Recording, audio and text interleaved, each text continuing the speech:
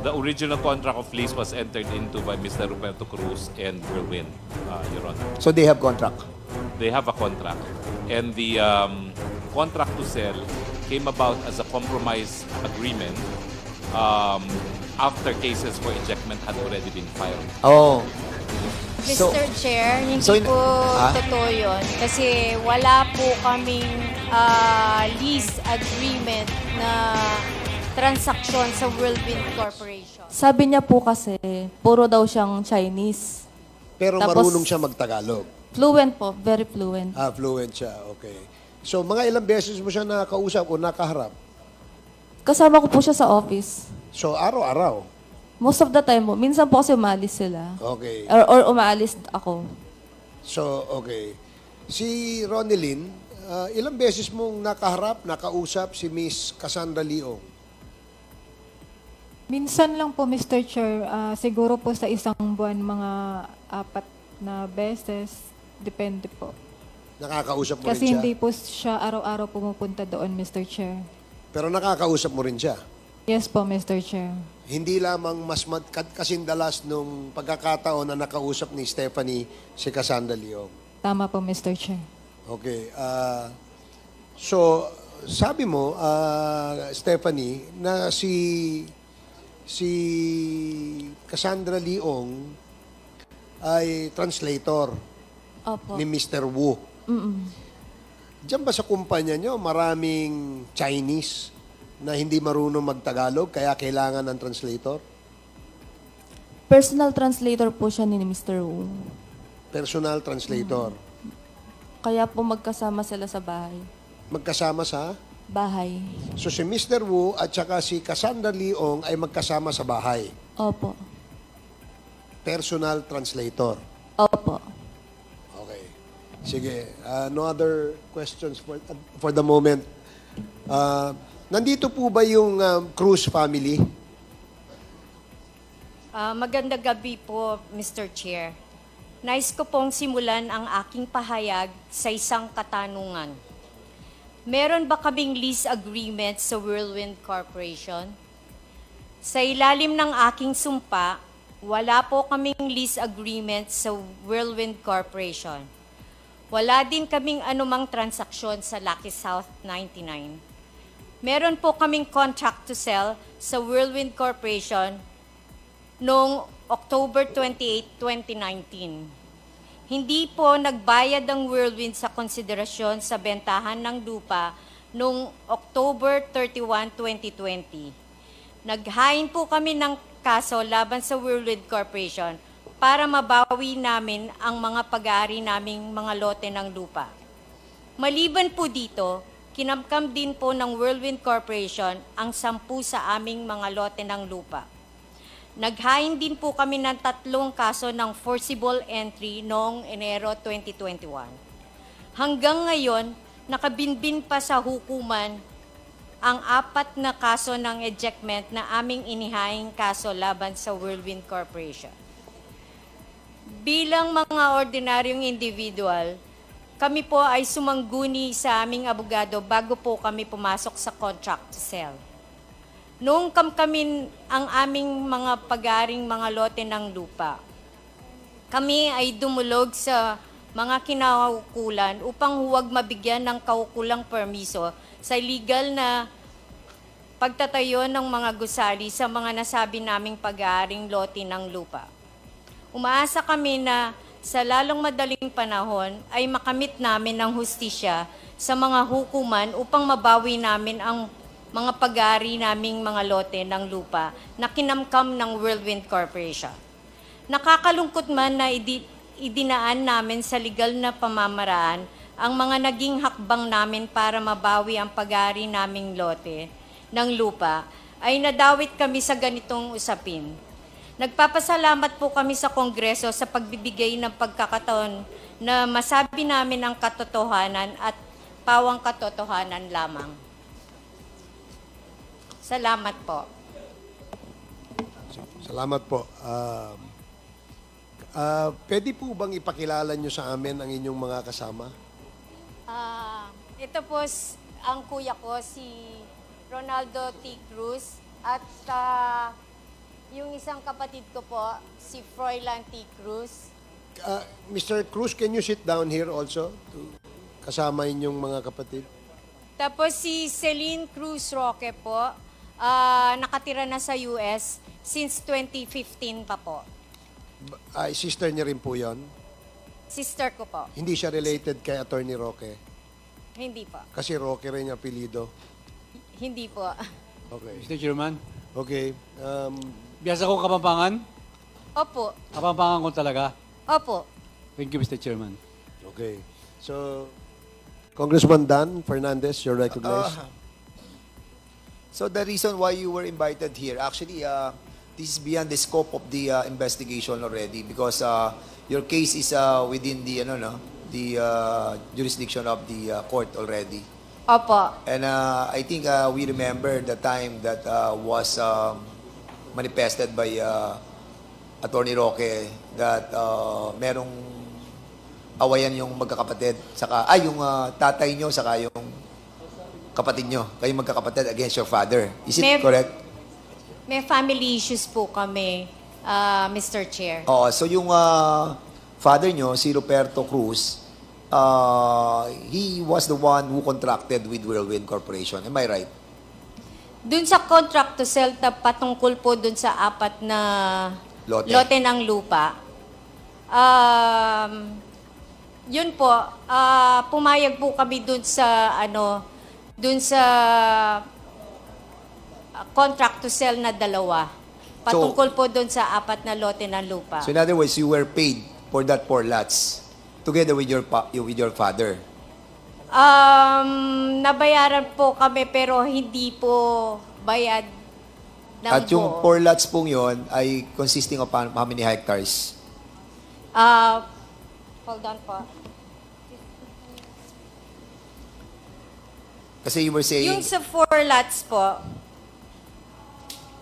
Hindi na natin issue masyado. 52,513 square meters po. So yung 4 lots is 5.2 hectares. So you were still talking about 10 lots. Di ba? Meron pang 10 lots. Apa, So yung 10 lots, not yet paid by the Whirlwind. hindi pa po. Ah... Yun po yung inokupahan po nila na walang permiso sa amin.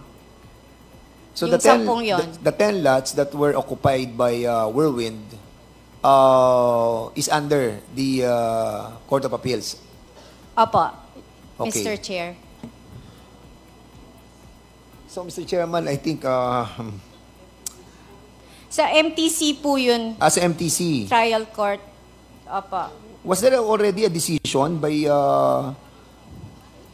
I think there's a resolution that was given to us by 5th Division, GR number 180319. Are you familiar with this? Apa, yung sa Court of Appeals po. So what's the decision of the Court of Appeals?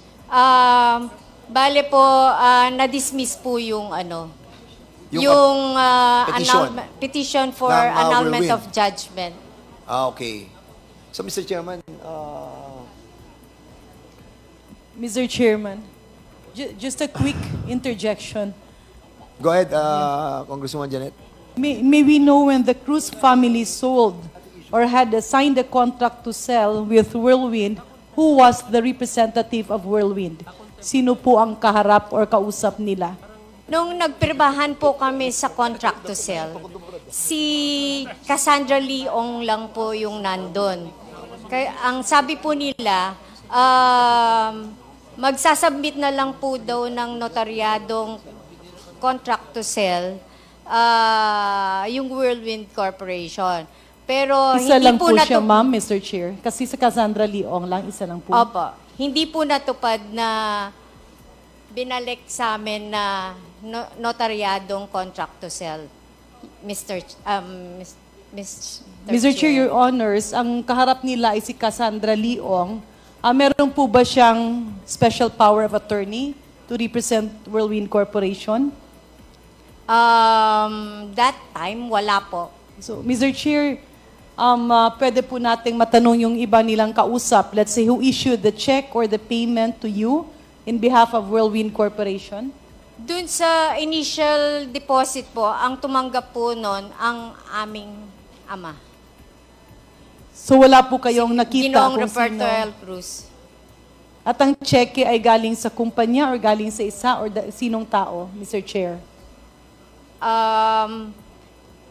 Basta po binigay lang po sa amin ni Mr. Cruz yung parte namin. Yeah. Mr. Chair, if I may, pwede po bang matanong, paano po sila nakapasok kung hindi pa bayad? Pinayagan niyo po? Pumasok po. Di ba may property kayo? Sabi niyo, 5.2 hectares ang binenta, pero ang total niyo na lupa ay 10 hektarya. Kung bakit po Paano sila nakapasok dito sa portion na hindi nakapatayo? pa bayad? Dahil po dun sa contract to sell po.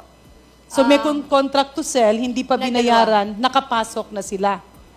Tama po ba, ano, ma'am, Mr. Chair?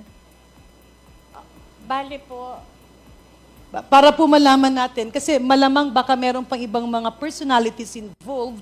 Sino ang kausap sa lokal? Sino ang kaharap na abogado?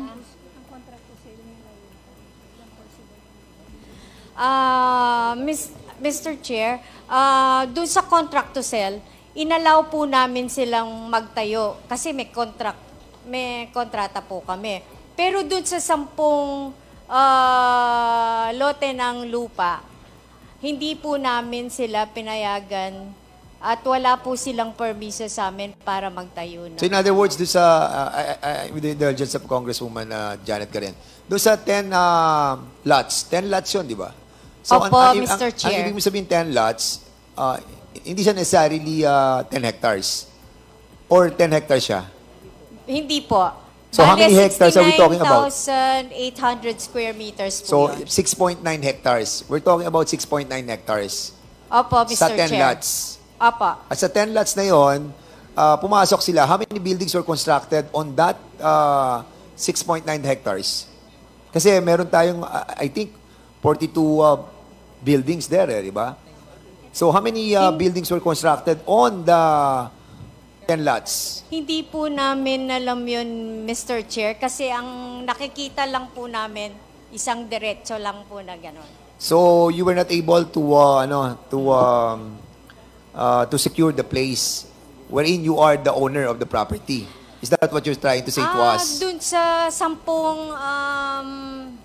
lote ng lupa, maliban po kasi sa paglalagay po namin na no trespassing sign, nag-hain din po kami ng 4 ejectment cases at sumulat din po kami ng maraming sulat sa LGUs ng PORAC na patungkol sa illegal na pagtatayo po ng gusali ng Whirlwind So Corporation. when did you start the filing of cases against them? During the time that it was already they were already beginning the construction or prior to the commencement of the construction of the different buildings? Nung nag-umpisa na po kaming magpadala ng demand letters ng year 2020. 2020. Mr. Chair, tapos nag-file po kami ng kaso simula nung January 2021. So with all of these issues that we are talking about, yung tatay niyo po ang nakakontrata sa Whirlwind. In other words, even the 10 lots, tatay niyo ang nakakontrata. Hindi po namin alam. Kasi kami, wala kaming kahit anong lease agreement transaction sa Whirlwind Corporation.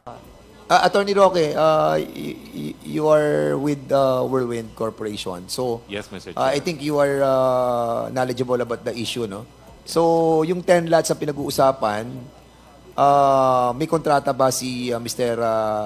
Ruperto Cruz with Whirlwind? The original contract of lease was entered into by Mr. Ruperto Cruz and Whirlwind, Your Honor. So, they have contract? They have a contract. And the contract to sell came about as a compromise agreement after cases for ejectment had already been filed. Oh. So, Mr. Chair, hindi so in- po Ah? totoo yun. Kasi wala po kaming lease agreement na transaksyon sa Whirlwind Corporation. so you trying to tell us that Attorney Harry Roque is lying? Wala po talaga kaming lease Can you contract give us transaction. yung ano po, yung Mr. Chair. documents with regards to that ejectment? Meron po ba kayo? Mr. Chair, baka pwede mo na ring matanong, did they issue any special power of attorney in Chairman, relation to Mr. Chairman, Roberto. Mr. Chairman. Roberto, yes. Mr. Chairman, I've been waiting for the past several minutes, no, to ask the Cruz family. Well, in fact, I yield my slot to you. Now you're entertaining interjection from Congresswoman Garin. What's I just asking the chairman, Mr. Chairman, I think... Okay, with the indulgence of Congresswoman Garin, Chairman Paduano is already heated up, and I'll be yielding my time to Congressman Paduano to explore more questions to the Cruz family, to the Cruz siblings. Congressman, Caraps, you have the floor. Mr. Chairman, just for the record, it's the other way around. It is not you that give me your time. It is me that give you my slot because I was listed there first. Anyway, Mr. Chairman, ganito na po, Mr. Chairman. Ma'am, to the Cruz family, are you familiar with the unnumbered board resolution from your corporation? Yung pong unnumbered board resolution, nakita lang po namin yan nung provincial hearing naimbitahan po kami sa provincial hearing nung June 28, 2024. Binigyan po kami ng kopya ng board resolution, Mr. Chair, nung provincial hearing. Doon lang po namin nakita yung lease agreement and board resolution dated October 25, 2019. Okay. So, yung board resolution na hawak ko, October 25, 2019 din. But, eto po because your signature affects in this board resolution. The person, Roberto Cruz, which is your father, tama po ba? Tama po. Teresita Cruz, Yung mother ko po. mother mo, Ronaldo Cruz, Nila Di Guzman, Ako po. Froilan Cruz, and the only person who has no signature is Celine Roque, which you have said that she's now in the US. Opo. Oh, so you do, Mr. Chair, do you hindi po confirm? Sandali po. Please, don't speak unless you will be recognized by the chair. Sorry Okay? po. Okay. Now, do you confirm that indeed this document that you also submitted to this committee from the hearing in the Capitol is authentic? Sino pong notary public po ang nakalitaw? The notary public is attorney is Tablilio. Madilim. Tama. Attorney Estrabillo. Ano po, may certification na po si Attorney Laila May Estabillo na sinabit po sa amin na hindi po niya ina-acknowledge yung board resolution na yan. At hindi po namin po lagda yung mga nakikita po dun sa board resolution October 25, 2019. Anyway, do you have a copy of that certification coming from the notary public that Yes, Mr. Chair. please submit that document to this committee? Yes, Mr. Chair. Mr. Chairman. Now, so you denied that walang nangyaring board meeting or board resolution. Hindi po kami humarap So, in sa short- Notary Public at hindi po namin lagda yung nasa board resolution dated October 25, 2019. At may sarili po kaming mga abogado. Okay. No. I'm just asking you about the truthfulness of this document. So you deny your signature here. So Yes. in Yes. short, this is not your signature. That's not our signature, Mr. Okay. Chair. Okay, balikan kita mamaya, ma'am. Attorney Harry Roque, because this board resolution is all about the lease agreement, the authority that was given to, allegedly, to Roberto Cruz. Are you familiar with this board resolution? No, Your Honor, because we entered the case after the... No. I'm not talking about the case. I am talking about this document that will be the basis for the lease agreement. Well, I am not familiar with because precisely we entered the case after there was already a judgment. No, again, due diligence. You have to check if indeed what is the basis for Roberto Cruz to represent the corporation for a lease agreement. Mr. Chair, Yes. our theory in the annulment case is that Whirlwind was not even informed about the existence of the ejectment case. And that is why it was a petition for annulment of judgment based on fraud. We were alleging that it was Roberto Cruz who got the lawyer and kept the fact that there was already a complaint for ejectment from Whirlwind. So they only found out that there was already a judgment against them when there was already a writ of execution issued against them. When was that?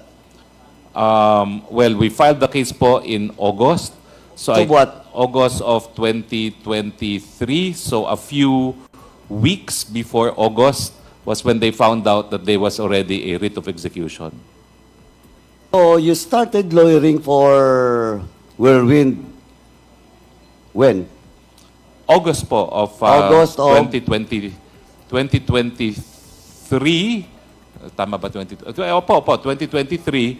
Dahil yun nga po, nag-file kami ng motion to recall writ of execution sa RTC of Angeles po. Okay, now you're familiar now. Yes po, yes po. The background of such case. Okay? Only... Kasi ito, Attorney Harry Roque. Ito kasi, well, in fact, kahit itong board resolution, kaya sinasabi kong fake talaga to. Kasi, the board resolution was made October 25, 2019. And it is a document that was presented during the hearing sa Kapitolyo. Tama? Tama po? Yes, Mr. Okay. Chair. Now, but the lease contract, Mascareñas, sagutin mo to mamaya. But the lease contract was dated 25 July 2019. Mas nauna po ang lease contract kaysa board resolution. Now, Ms. Materna, I will not ask Attorney Harry Roque because sabi niya nga, August of 2023 lang siya pumasok. Ms. Materna, do you confirm that you are the one that signed this document? Ano, Ms. Mascareñas? Do you confirm? Kung yan po yung pinakita sa akin kanina, yes ako po. Kinonfirm mo? May I see? Just to be, ano po. Chairman, can we ask the COMSEC? Ako po nagpirma nito. So, ikaw yung pumirma. Yes, Mr. Tama, Chair. or on Opo. behalf of the Whirlwind. Opo. Whirlwind po. Whirlwind. Now, Ms. Materna, you signed it on... Mascareñas po. Sorry. Ms. Mascareñas, you signed it 25th July 2019. Opo. But, kahit sabihin mo pa na ito ay hindi fake, nauna pa po yung lease agreement kaysa board resolution. To be honest po, hindi nga po ako masyado aware dyan sa board resolution. Why you signed? Alam mo naman korporasyon yun. And who told you to sign it? Ang kausap ko po si Kasandaong na Mr. naman. Roberto Cruz po.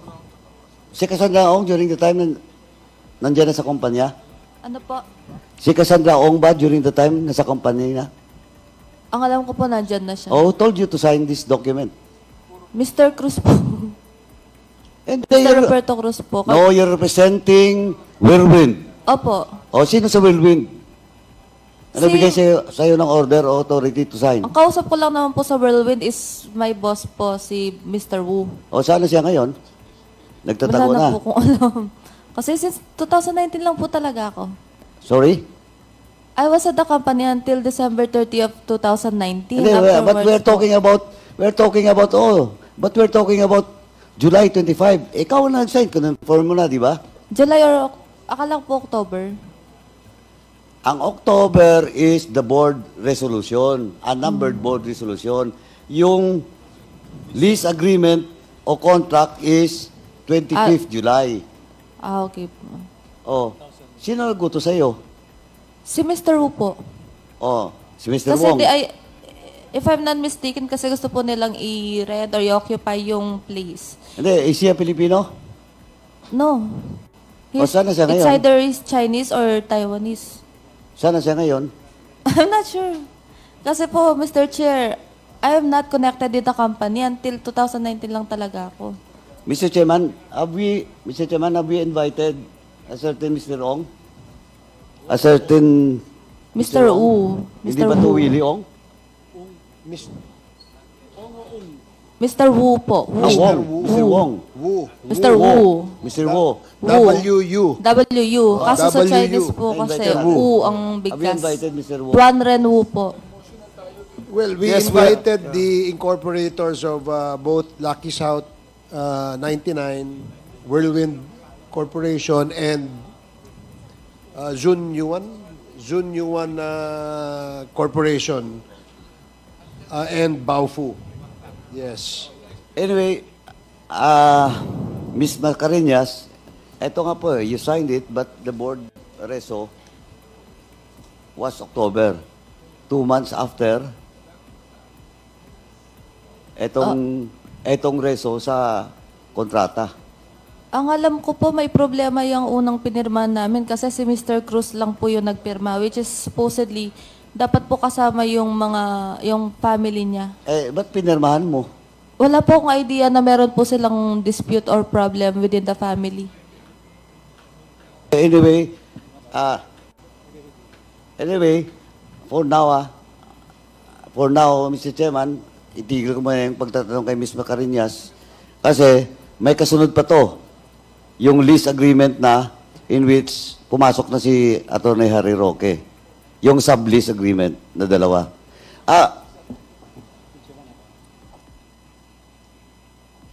Gusto mo? Anyway, Miss Cruz, yung nanay mo ba buhay pa? Opo. Why is not present today? Why is she not present? Nahirapan po siya maglakad. The same as Mr. your father. Chair. Yung father mo, Pa, yung tatay mo, ba't wala dito ngayon? hindi po kami nagkikita at wala po kami ng komunikasyon. Wala kayong communication. So Mr. your Chair. mother stays with you. Magkasama po sila ni Froy Ang sa kapatid isang niya. bahay. Ang kapatid mo. Opo. Anyway, Mr. Chairman, Mr. for now, yan lang muna. In the next hearing, I will ask na Ms. Baterna and Mascareñas. But before that, Mr. Chairman, in relation, kasi yung Baterna is connected to Cassandra Ong. So can I ask, Mr. Chairman, the BID, what's the status of Cassandra Ong that was reported? Hindi, kaya nga, gusto ko lang i-confirm.